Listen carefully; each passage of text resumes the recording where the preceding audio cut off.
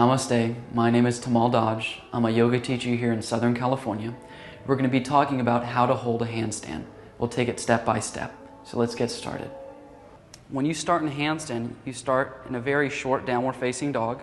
You walk your feet up a bit. You want your shoulders to coast over your wrists, and then you're going to pick up whichever leg feels like the strongest kicking leg.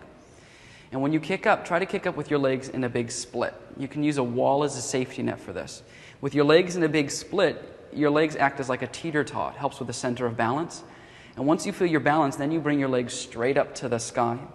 You focus on pressing your palms into the earth. Stare at your fingertips. If you stare beyond your fingertips, most likely you'll go over. Once you're there, draw on the stomach, firm the thighs, point through the balls of the feet.